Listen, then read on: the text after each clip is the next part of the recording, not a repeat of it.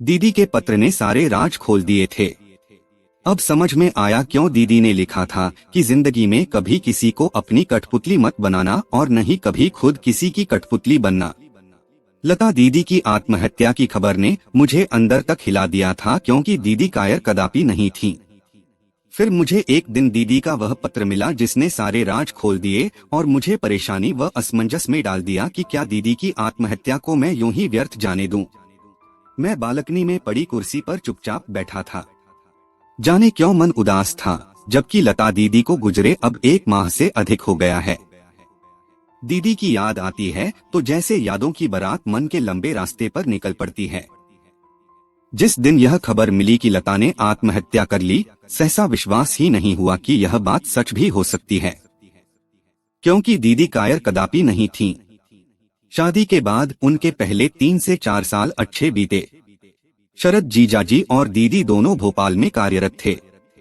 जीजाजी बैंक में सहायक प्रबंधक हैं।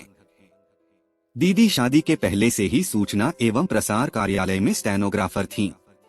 लता दीदी मशहूर लेखिका मालती जोशी की कहानियों की फैन थीं। फुर्सत के क्षणों में वे उनकी कहानियां पढ़ा करती थीं। एक बार मैं भोपाल गया। मैंने उनकी अलमारी से मालती जोशी की किताब कठपुतली निकाली और पढ़ने लगा। 2 दिन में मैंने कुछ कहानियां पढ़ी। उन कहानियों ने मुझे इतना प्रभावित किया कि ग्वालियर वापस आते समय मैंने दीदी से कहा, शेष कहानियां पढ़कर यह किताब मैं आपको वापस भिजवा दूंगा। नहीं भैया नहीं, यह मेरी प्रिय किताब है और मैं इसे किसी को भी नहीं देती हूँ, चाहे वह तुम्हारे जीजाजी ही क्यों न हो, क्योंकि एक बार किसी को किताब दे दो तो वह वापस नहीं मिलती। उन्होंने किताब मेरे हाथ से ले ली और अलमारी में रख दी। जब कभी 2 से 3 दिन की छुट्टी पड़ती तब वे हमारे यहाँ आ जाते, 2 दिन साथ रहते। उस दौरान हम पार्क में घूमने चले जाते, कभी कोई अच्छी सी फिल्म देखाते। इस प्रकार हंसते खेलते 3 से 4 साल निकल गए। एक दिन जब मैं दफ्तर से घर आया तो मालूम हुआ दीदी आई हैं। मैंने माँ से पूछा तो उन्होंने बताया कि वे अपनी सहेली प्रेमिलता से मिलने गई हैं। कह रही थी कि उससे कुछ जरूरी काम है। रात करीब 10 बजे वे घर आईं।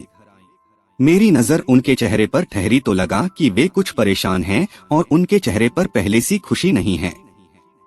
वे सीधे अंदर के कमरे में चली गईं। मुझे लगा शायद कपड़े बदलने गई होंगी, लेकिन जब बहुत देर गुजरने पर भी वे ड्राइंग रूम में नहीं आईं, तब मैं ही अंदर के कमरे में चला गया। वे उदास चेहरा लिए बैठी थीं। मैंने पूछा तो बोली, अरे कुछ नहीं भैया, यात्रा करके आई हूँ, उसी की थकान है। मुझे उनकी बात पर यकीन नहीं हुआ। मैंने कहा, दीदी सच कहूँ आप कुछ छिपा रही हैं, लेकिन आज आपका चेहरा आपका साथ नहीं दे रहा।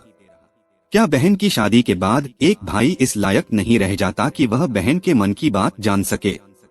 यह सुनते ही वे फफक उठीं और एक अविरल अश्रुधारा उनकी आंखों से बहने लगी। अब कुछ बताओगी भी या केवल रोती ही रहोगी? मैंने उनके आंसू पोंछते हुए कहा, भैया हमारी शादी को अब 5 साल 4 माह हो गए, इस बीच मेरी गोद नहीं भरी। इसी कारण आए दिन घर में विवाद होने लगे हैं। पर इसमें आपका क्या दोष है दीदी? पर भैया मेरी ननद और सासू जी मुझे ही दोष देती हैं। हो सकता है दीदी दोष जीजाजी में हो, लेकिन इस बात को उनके घर का कोई मानने के लिए तैयार नहीं है। वे तो यही रट लगाए बैठे हैं कि दोष मुझ में ही है। ठीक है दीदी, मैं आपके साथ भोपाल चलता हूँ और इस बारे में जीजाजी से बात करता हूँ।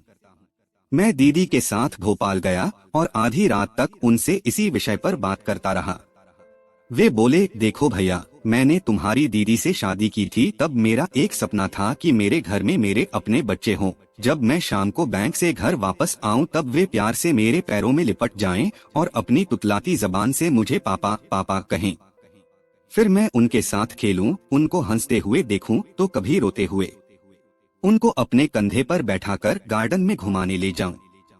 मैं उनका अच्छे से पालन पोषण करूं, उन्हें इस योग्य बनाऊं कि जब मैं बूढ़ा हो जाऊं तब वे मेरा सहारा बने, मेरा नाम और वंश आगे चलाएं। फिर पंडित पुजारी कहते भी हैं न कि जब तक अपना पुत्र पानी नहीं दे तब तक मरने के बाद भी आत्मा को मुक्ति नहीं मिलती।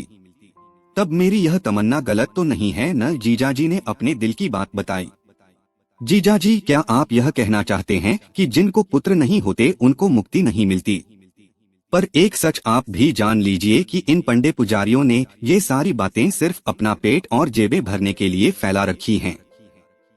जीजा जी, आदमी को मुक्ति मिलती है तो अपने किए कर्मों के आधार पर। मेरे लाख समझाने के बावजूद वे अपनी ही बात पर अड़े रहे। अब मैं वहां रुककर और क्या करता। मैं दुखी होकर वापस घर लौट आया। एक रात करीब 10 बजे दीदी का फोन आया। वे बोली, तुम्हारे यहाँ से जाने के बाद अगले ही दिन रायपुर से मेरी सासू जी ननद के यहाँ भोपाल आईं। फिर वे दोनों मेरे घर आईं और बोली, देखो लता, पास की पहाड़ी पर एक साधु बाबा का डेरा है, तुम हमारे साथ वहाँ चलो, शायद उनके आशीर्वाद से तुम्हारी गोद भर जाए। मैं उनके साथ वहाँ गई थी। अब उन्होंने अगली अमावस की रात बुलाया है। खैर, अब उनका स्वभाव और व्यवहार मेरे साथ अजीब सा होता जा रहा है। अब वे दूसरे कमरे में सोने लगे हैं। मैं उससे क्या कहता सिवा इसके कि दीदी थोड़ा सब्र रखो, देखो कुछ दिनों बाद फिर पहले सा सामान्य हो जाएगा। कुछ दिन बीते। इन दिनों में न तो दीदी का फोन आया और न ही कोई चिट्ठी पत्री आई। एक दिन मैंने ही उन्हें फोन किया। फोन दीदी ने ही उठाया। मेरे बार बार पूछने पर वे बोली, भैया उन्होंने अपना तबादला जबलपुर करवा लिया है और अब मैं यहाँ अकेली ही रहती हूँ। कहने के लिए यहाँ उनकी बहन और बहनोई हैं। इतना कहकर उन्होंने फोन रख दिया। वक्त गुजरता गया और 6 माह बीत गए। एक दिन जीजाजी के बड़े भाई साहब, जो हमारे ही शहर में रहते हैं, बाजार में मिल गए। बातचीत के दौरान उन्होंने बताया कि शरद जीजाजी ने जबलपुर में अपने ही बैंक में कार्यरत एक तलाकशुदा महिला से शादी कर ली है। जीजाजी ने दूसरी शादी कर ली। यह सुनते ही लगा जैसे आसमान में कड़कड़ाती हुई एक बिजली चमकी और सीधे मुझ पर आ गिरी हो। मैं स्तब्ध रह गया और सोचने लगा कि यह खबर पाकर दीदी पर क्या गुजरेगी। मैंने रात को फोन पर इस बारे में बात की तो वे बोली, भैया मैं जानती थी कि वे ऐसा ही करेंगे। खैर, अब ये बात छोड़ो, अब तुम मेरी चिंता मत करना, अपनी शादी की बात चलाना और कोई अच्छी लड़की मिले तो तत्काल शादी कर लेना। भैया अब मैं किसी तरह से अपनी शेष जिंदगी काट लूंगी। पर दीदी ये अकेलापन। मेरी बात को काटते हुए वे बोली, हाँ भैया, अब एक बात ध्यान रखना, मेरा फोन न भी आए तो भी समझ लेना मैं अच्छी हूँ। उन्होंने रोते हुए फोन काट दिया। 2 माह बाद मेरी शादी पक्की हो गई। मेरी शादी में दीदी आई जरूर, लेकिन पूरे समय खामोश रहीं। शादी पर उन्होंने मुझे जो उपहार दिया उसे मैंने सबसे अधिक अनमोल उपहार मानकर अपनी अलमारी में सहेज कर रख दिया। शादी के बाद मैं अपनी पत्नी के साथ हनीमून के लिए चला गया। वहां से वापसी के तत्काल बाद मैंने ड्यूटी ज्वाइन कर ली। एक रात करीब 10:30 बजे फोन की घंटी बजी। फोन पुलिस स्टेशन से था। लता नाम की महिला ने यहाँ आत्महत्या कर ली है, आप तत्काल आ जाइए। यह सुनते ही मैं सन्न रह गया। माँ को साथ लेकर मैं भोपाल पहुँचा। दीदी का अंतिम संस्कार मुझे ही करना पड़ा। मैंने अपनी तरफ से जीजाजी को फोन पर सब कुछ बता दिया था, लेकिन वे नहीं आए। दीदी की आत्महत्या के लिए सिर्फ जीजाजी ही जिम्मेदार हैं। उन्होंने दीदी को जो असंख्य प्रताड़नाएं दी, वे कब तक सहती। फिर इस प्रकार का अकेलापन किसी आजन्म कारावास से कम दुखद होता है क्या। पहले जीजाजी का अलग कमरे में सोना, फिर उसके बाद बिना कुछ बताए चुपचाप जबलपुर तबादला करवा लेना और उसके बाद वहां जाकर दूसरी शादी करना। दीदी के साथ ये उनका अक्षम्य अपराध है। मैं केवल उनको ही दीदी का अपराधी मानता हूँ। मैं यादों के दायरों से बाहर निकला और बिस्तर पर आकर लेट गया। अलका मेरी पत्नी मायके गई है, इसलिए अकेलापन जैसे मुझे निगलने के लिए मेरी तरफ बढ़ रहा था। फिर उसमें भी दीदी की यादें। तभी मुझे उनके द्वारा शादी में दिए अनमोल उपहार की याद आई। मैं तेजी के साथ कमरे में गया, अलमारी खोली और उसमें से दीदी का दिया उपहार निकाला। अब मेरे सामने दीदी का दिया सिल्वर पेपर से लिपटा अनमोल उपहार था। मैंने सिल्वर पेपर का आवरण हटाया तो आश्चर्यचकित रह गया। दीदी ने मुझे अपनी जान से ज्यादा प्यारी लगने वाली किताब कठपुतली उपहार स्वरूप दी थी। मैंने उस किताब का पहला पृष्ठ पलटा। उस पर दीदी ने अपने हाथ से लिखा था, प्रिय अनमोल भैया को शादी पर एक बहन का अनमोल उपहार। भैया, जिंदगी में कभी किसी को अपनी कठपुतली मत बनाना और न ही कभी खुद किसी की कठपुतली बनना। तुम्हारी दीदी लता। उनके द्वारा लिखे शब्द पढ़कर मैं भाव विभोर हो गया और उसी अवस्था में किताब के अगले पृष्ठ पलटने लगा। तभी उसमें से एक कागज जमीन पर जा गिरा। मैंने उस कागज को उठाकर पढ़ना चालू किया तो मेरी आंखें पथरासी गईं। वह दीदी का पत्र था, सिर्फ मेरे नाम। उन्होंने लिखा था, प्रिय अनमोल भैया, सर्वप्रथम ये पत्र सिर्फ तुम्हारे लिए है। यह याद रखना, इस पत्र द्वारा मैं कुछ सच्चाइयाँ तुम्हारे सामने लाना चाहती हूँ जिनसे तुम अभी तक अनभिज्ञ हो भैया। मेरी सासूजी और ननद आए दिन मुझे ताने मारती थीं कि अब तुम्हारी शादी हुए 5 साल से अधिक समय हो गया है, अब तो तुम्हारी गोद भरनी ही चाहिए। अड़ोस पड़ोस की महिलाएं और मेरी सहेलियां भी पूछती रहती हैं कि बहू कैसी है, अभी उसे बच्चा हुआ या नहीं। अगर न हुआ हो तो किसी साधु या बाबा के आश्रम में उसे ले जाकर उनका आशीर्वाद दिलवाओ। भैया, ऐसी बातों से मैं आहत तो होती ही थी, उसमें भी ये एक और घटना हो गई। हमारे पास के गंगरा डेजी के यहाँ उनकी बहू की गोद भराई का कार्यक्रम था। मैं भी वहाँ गई थी। एक एक करके सब स्त्रियां गंगराडे भाभी की गोद भर रही थीं। जब मैं उसकी गोद भरने के लिए उठी तो उसने यह कहकर मुझसे गोद भरवाने से इनकार कर दिया कि मैं एक बांझ औरत से अपनी गोद नहीं भरवाऊंगी। उसके मुंह से यह बात सुनकर मेरी हालत तो काटो तो खून नहीं जैसी हो गई। मैं वहां से अपमानित होकर अपने बेडरूम में आकर रोती रही। एक दिन यह बात मैंने अपनी ननद को बताई तो वे बोली, इसमें गलत क्या है? 5 साल से अधिक समय हो गया, इतने सालों में भी तुम्हारी गोद नहीं भरी तो लोग तो तुम्हें बांझ ही कहेंगे न। भैया, तुम्हें याद होगा, एक बार मैंने तुम्हें फोन पर बातचीत के दौरान भोपाल के पास स्थित पहाड़ी पर एक बाबा के डेरे पर जाने की बात कही थी। भैया, पहली बार मैं वहां अपनी सासूजी और ननद के साथ गई थी। तब वे बोली थीं, उन बाबा का आशीर्वाद पाकर कई स्त्रियों की गोद भर गई है।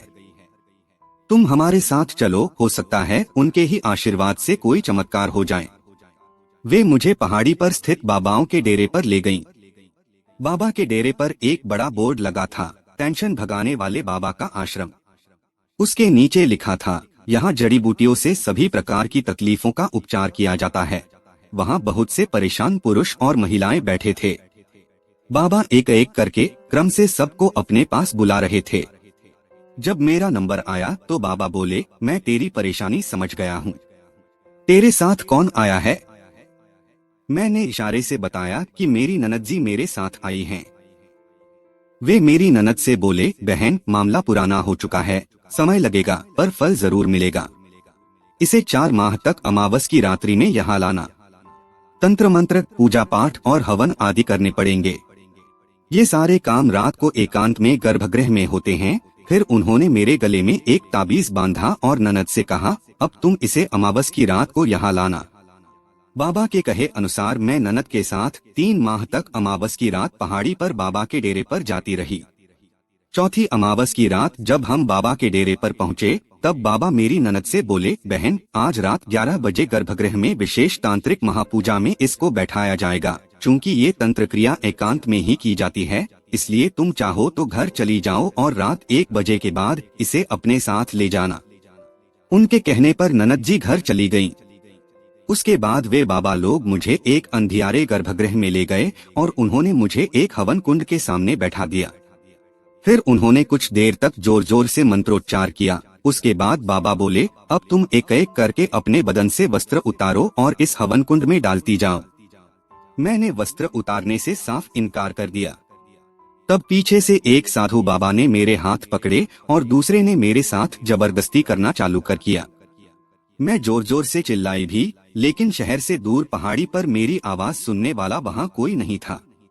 उस रात मैं उनके दुराचार का शिकार हो गई।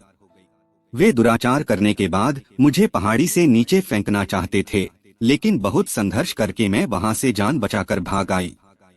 भैया, दुराचार का शिकार होने के बाद मैं तत्काल आत्महत्या करना चाहती थी, लेकिन उस स्थिति में मेरी सासूजी और ननद मुझे ही अपराधी मानती, इसलिए मैं जान बचाकर घर आई। जब मैंने यह घटना अपनी ननद को बताई तब वे बोली, मुझे क्या पता था कि वहाँ तुम्हारे साथ ऐसा होगा। हम लोग तो यही चाहते हैं कि तुम्हारी गोद भर जाए और हमारे भैया को उनका वंश चलाने वाला मिल जाए। जब मेरी सासूजी को इस घटना के बारे में मालूम पड़ा तब वे बोली, लगता है मेरे नसीब में मेरे मरने के बाद भी मुझे पानी देने वाला नहीं है। भैया, अब तुम ही बताओ, ऐसी मैली जिंदगी जी कर मैं क्या करूं? तुम्हारे जीजाजी ने मेरे जीवन में जो अकेलापन भर दिया है उससे मैं तंग आ चुकी हूँ, इसलिए सोचती हूँ कि आत्महत्या कर लूँ। भैया याद रखना, ये पत्र सिर्फ तुम्हारे लिए है, इसलिए इसका जिक्र कभी किसी से मत करना, पुलिस से भी नहीं। तुम्हारी दीदी लता। पत्र पढ़ने के बाद मेरे मन में यह बात पक्की हो गई कि दीदी की मौत के लिए सिर्फ जीजाजी दोषी हैं।